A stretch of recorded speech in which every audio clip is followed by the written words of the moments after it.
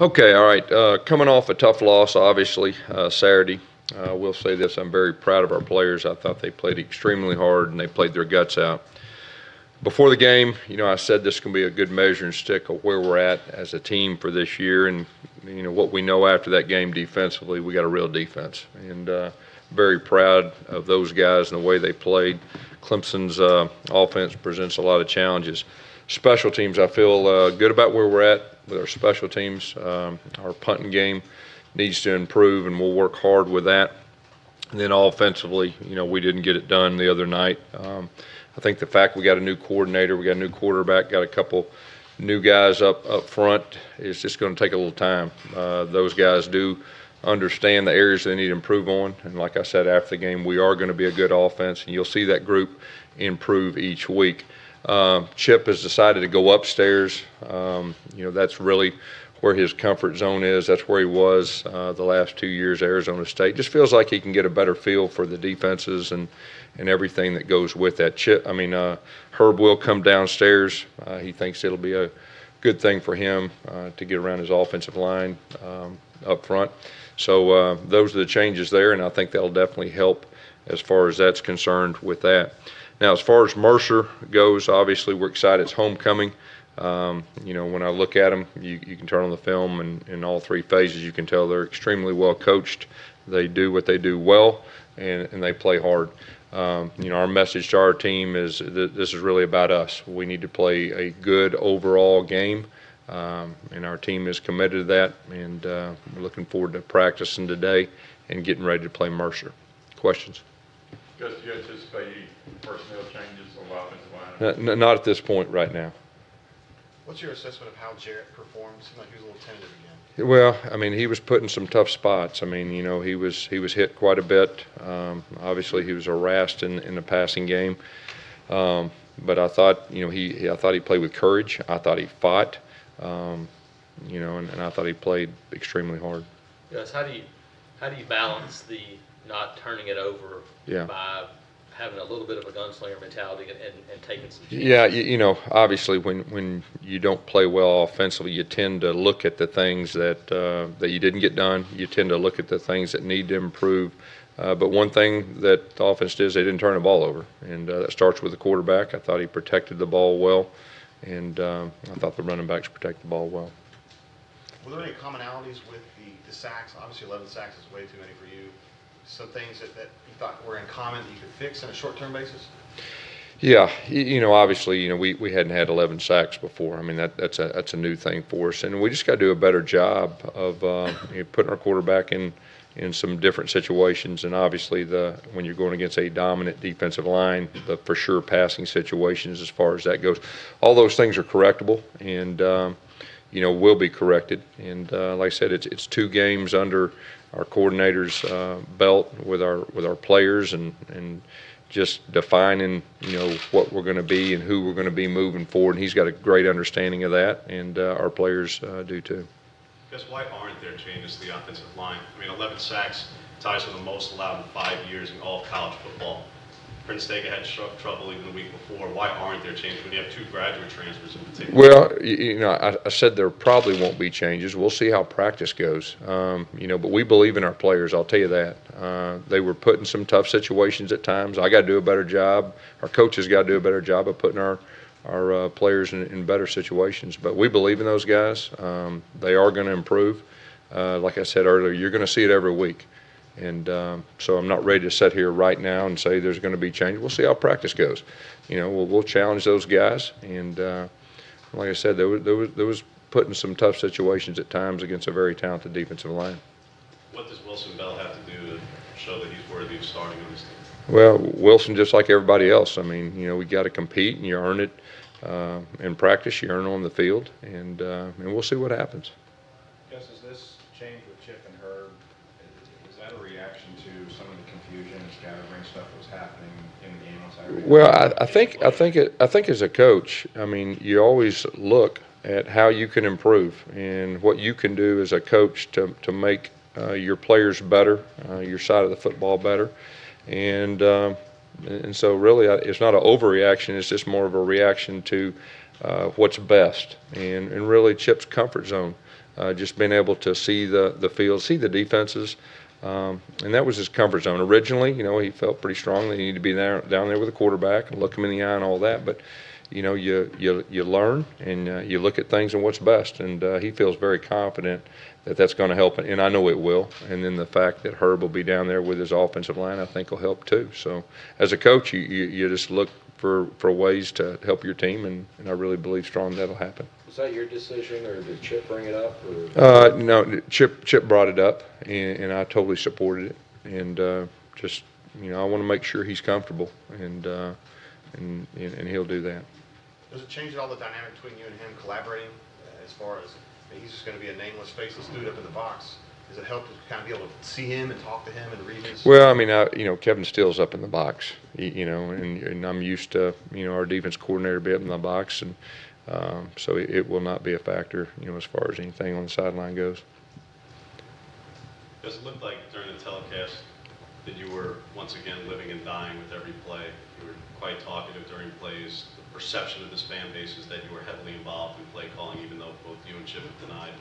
How do you speak to just what people saw on national television, that you looked heavily involved in play calling? Well, I mean, I was probably just as animated when we were on defense and special teams as I was offensively. And I'm an emotional coach, and that's just the way I am. Is that hard to not let Chip do his thing and have that interaction, that working together, but not try to take over that? Yeah, this is Chip's deal, and Chip's going to do a great job moving forward. And we'll communicate from time to time, but we got a good plan moving forward, and like I said, we're going to be better. Is there any concern that 2 of his last 5 games have included 11 sacks as his quarterback? No, just concerned about the last game and needing to correct the things from the last game that we needed to do. Gus, on punt returns a couple of times, it looked like Steven decided not to field the ball, and that turned out to be a field position. Yeah, and Steven will, there was one that was really close. There was one that he felt like he could have got after watching film, but one was really close. And, there's a fine line. And the more that a punt returner gets back there and feels more comfortable, the more aggressive he'll be. And, Steven had a very good, he made a very good decision on that rugby kick that bounced once and hit the seam. He made 3 people miss, and he is going to be a huge weapon for us moving forward. But I think it's just a matter of just a little bit more experience in game situations. He kind of took over late last year, but he'll learn from it and be better in the future. Gus, was there an issue with them kind of jumping the snap count? It seemed like there was several times when they basically got a running start. Yeah, at times. There's no doubt that the defensive end, I think he was offsides one time, but we were mixing up our snap count. And, I think in the past, for sure, passing situations, he got a jump on us, there's no doubt. Gus, can you talk about maybe in the second half in a one-possession game, maybe getting away from the run like you normally don't do, and the fact that Cam Martin barely ever touched the football? It just seemed like you were trying to ride that way as much as you could. Yeah, first of all, the Petway deal. He's a veteran back, and when you play a big game, we were wanting to get him the ball. That was part of that. Obviously looking back, we could have been more patient with the run, and we thought there was some things there in the passing game, but obviously we didn't get it done there. But as a coach, you look back and you try to correct the things and moving forward in the same type situations. The 4th and 3 call, when you were trying to, I guess the wheel route to Chandler was the goal there, but it was defended pretty well. Was there any thought to maybe, what prompted you to take such a long shot on that? Yeah, it was one of those situations where, it was going to be a 55-yard field goal against the wind. Then you have the opportunity to punt. And then as the game gets going on strategically, how you're moving the football and the chances you're going to have to score touchdowns. And so, Eli Stowe was really the first option on a deep post, and we knew they were going to play zero, and then the out and up would be the second. And, they green dogged through and just didn't have enough time just to hold it a little bit longer. But from a coach's standpoint, and, anytime we go for it on 4th down, that's going to be my call as far as doing that. And just as the game was unfolding, that's the way I felt. I mean, obviously you look back and you'd like to take some things back and when they don't work, but at the time, the way the game was unfolding, it was hard to move the football there for a while, and thought we had a chance to score a touchdown. Prior to that play call, again, on television, you could see that you and Chip are next to each other, and then he ends up 40, 50 yards behind the play. Can you explain the interaction between the two of you prior to that fourth down? No, I really don't remember the exact situation or really even what the conversation was before the fourth down call. So that wasn't part of what prompted Chip going upstairs, because it's hard to imagine an offensive coordinator making the next play. Had you converted that, it's hard to imagine somebody making a call from 40 yards behind the line of scrimmage. So yeah, I don't remember exactly what you're talking about, but as far as him going upstairs, it's just the reality that he feels like he can do a better job upstairs. I mean, that's just, you look at everything from a coach's standpoint, and that's what he feels strong about. He feels strong that he can do a better job up there, managing the game, seeing the game, the fact that he was there the last 2 years, and so that's really is the simplest way to put it. You saw scouting changes in how you scout an opponent or put in the game plan or anything like that, preparing offensively. Well, I mean, like I said, we're looking at everything right now. We're not going to overreact. We are a good offense. You'll see the offense improve. We just got to do a better job of coaching our guys and getting them prepared. Do you expect Kerryon Johnson to be available? I don't know. I'm not ready to say yet. I mean, I know he was out there moving around pretty good Sunday. We got some other guys banged up. I'm really not ready to say that. I'll have to see how practice goes this week, as far as that goes. Are you surprised by how much fussing there is by reporters and fans alike about, are you calling the plays, is Chip calling the plays? Does it surprise you? Well, here's what, from a fan standpoint, the frustration that they have that I fully understand is the way that we finished the season last year and the frustration, and then Saturday night looked the same. So I get that from that standpoint, but I will say this: we are going to improve. We're going to be a good offense, and that is for sure. But that's the frustration, and I understand that. And then so it's natural to say that, and I get that, and I own that. But we are going to improve. You got to look at it really from the big picture standpoint that that's one of the best teams in college football, if not the best, could be. We have a very good defense. We have a good kicking game. We're going to improve on offense, and our goals are all still intact. We're a good football team, and obviously we didn't get it done on one side of the football. It's very frustrating for me. It's very frustrating for our coaches, but we have a team that has great leadership. We have a staff that is very close, and we're going to put it in our rearview mirror, and we're going to move forward. And our mind's on Mercer, and we're going to play well, and we need to improve each week. And we got the makings of a good football team, and that's what we're going to do. Gus, every season seems like we speak about how about 3-4 weeks of the season, that's when you kind of identify everything and you feel good about your offense.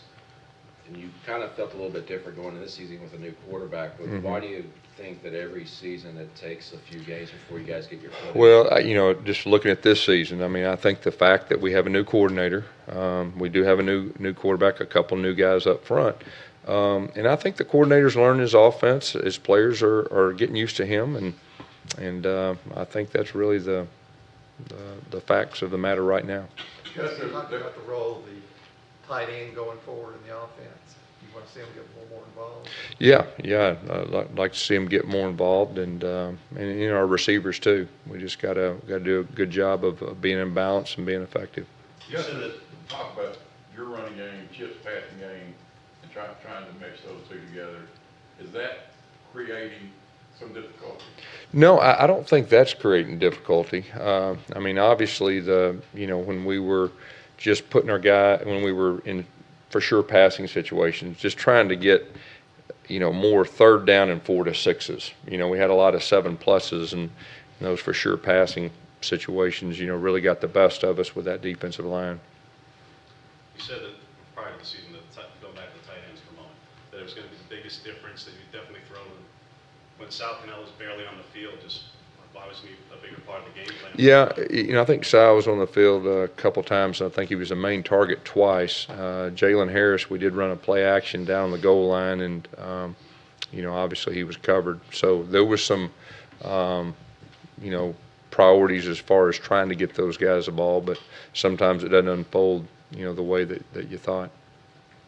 Gus Malzahn also dealing with questions about his offensive play calling with a new offensive coordinator. He said yesterday a lot of times head coaches can screw things up worse than they are when they start getting too involved. Would you agree with that assessment? Yeah, I'm not. I can't answer for, you know, what they're going through or how he feels. Camp Hugway good for Saturday? What's that? Camp Hugway good? You know, I expect him to be. We'll see how he is. Like I said, there's some others too that got a little banged up. We'll see how practice goes, you know, this week, and have a better idea, you know, later in the week. Chip mentioned that Darius Slayton was a little banged up going into the Clemson game. What do you expect from him? Yeah, he's kind of in that same boat. You know, Darius, you know, he got hurt late in the first game and wasn't able to practice, and he tried. I think he got in there 6 or 7 plays, you know, just trying to do some different things. But hopefully he'll be healed up. We got to get him 100%. Obviously, he's a guy that's a deep threat, and but you know, that was a tough one not having him. Anything else? All right. Thank you. Thanks.